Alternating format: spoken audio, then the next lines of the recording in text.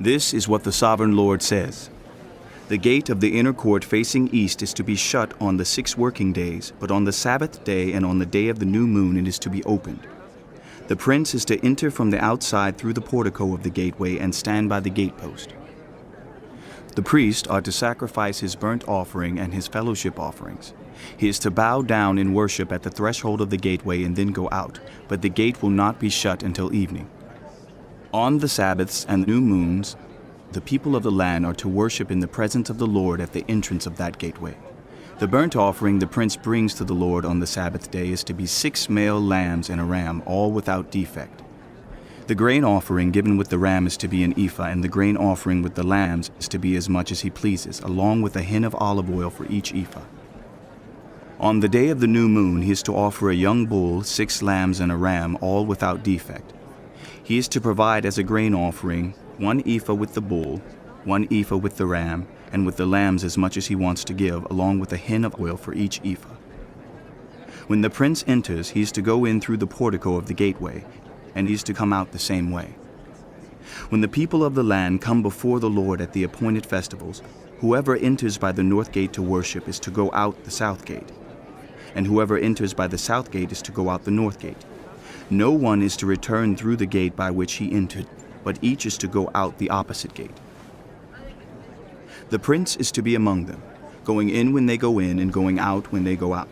At the feasts and the appointed festivals, the grain offering is to be an ephah with a bull, an ephah with a ram, and with the lambs as much as he pleases, along with a hin of oil for each ephah. When the prince provides a freewill offering to the Lord, whether a burnt offering or fellowship offerings, the gate facing east is to be open for him. He shall offer his burnt offering or his fellowship offerings as he does on the Sabbath day. Then he shall go out, and after he has gone out, the gate will be shut. Every day you are to provide a year-old lamb without defect for a burnt offering to the Lord. Morning by morning you shall provide it. You are also to provide with it morning by morning a grain offering, consisting of 1/6 of an ephah with 1/3 of a hin of oil to moisten the flour. The presenting of this grain offering to the Lord is a lasting ordinance. So the lamb and the grain offering and the oil shall be provided morning by morning for a regular burnt offering. This is what the sovereign Lord says.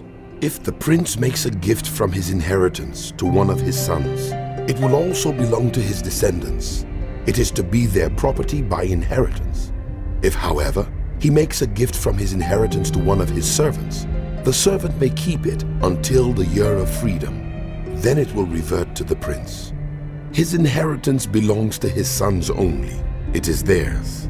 The prince must not take any of the inheritance of the people, driving them off their property.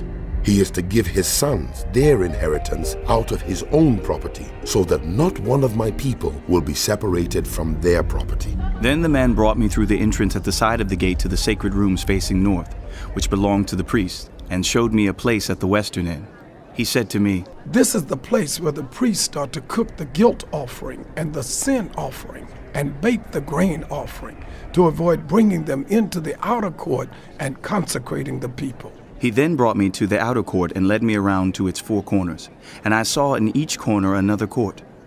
In the 4 corners of the outer court were enclosed courts, 40 cubits long and 30 cubits wide. Each of the courts in the 4 corners was the same size. Around the inside of each of the 4 courts was a ledge of stone, with places for fire built all around under the ledge.